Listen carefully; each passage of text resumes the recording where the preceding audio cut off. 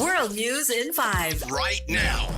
News and developments making headlines around the world in 5 minutes. World News in 5. Here on Radyo Pilipinas World Service.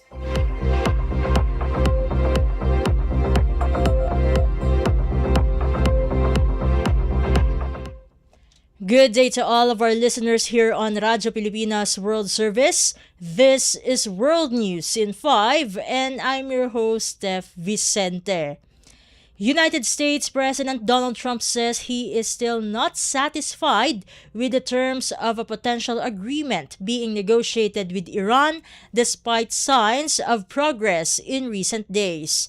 Speaking at a cabinet meeting, the BBC reports U.S. President Trump said Tehran appears eager to strike a deal to end the conflict but added that negotiations have not yet met Washington's expectations.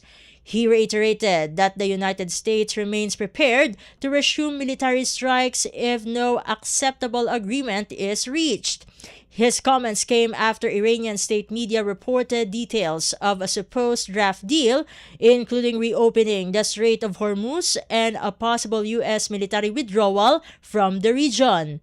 The White House quickly dismissed the report, calling it a complete fabrication. While both sides had indicated late last week that progress was being made, Iranian officials later cautioned that an agreement was not imminent.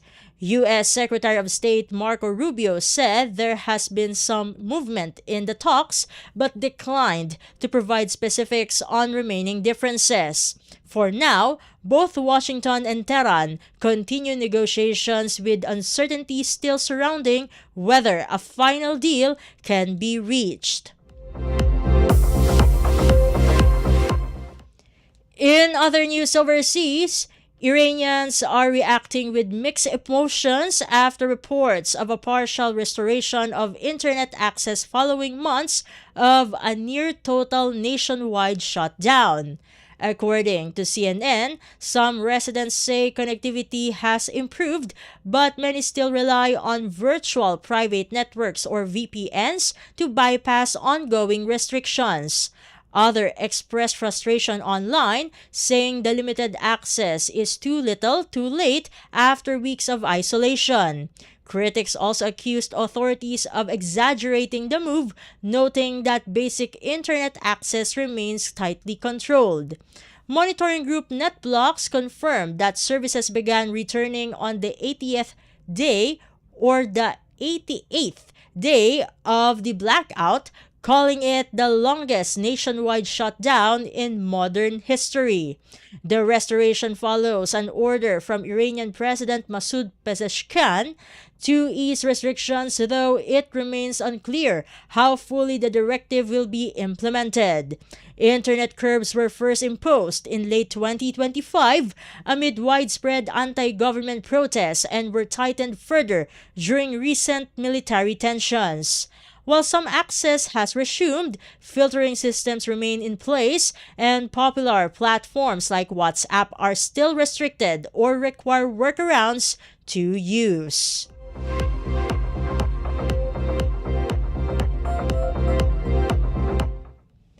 And finally, Pakistani Prime Minister Shehbaz Sharif held talks with Iranian President Masoud Pezeshkian during the Eid al-Adha holiday, highlighting ongoing diplomatic efforts in the region.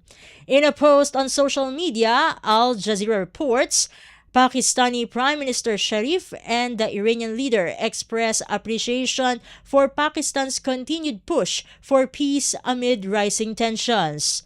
Iranian President Pezeshkian also acknowledged the role of Pakistan's military leadership along with support from regional partners including Saudi Arabia, Qatar, and Turkey. Prime Minister Sharif reaffirmed Pakistan's solidarity with Iran, particularly in light of lives lost during the current crisis. He described Iran as a close neighbor and friend, emphasizing Islamabad's commitment to stand by Tehran during difficult times. The Pakistani leader also voiced optimism that ongoing peace initiatives could soon result in a lasting agreement. He said such a deal would help promote stability, economic growth, and stronger cooperation across the region. The meeting underscores broader efforts by regional players to ease tensions and prevent further escalation.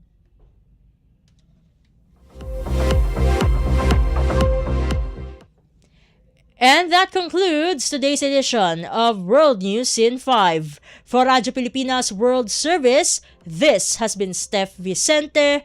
Good day and stay safe, everyone. World News in 5. Right now. News and developments making headlines around the world in 5 minutes.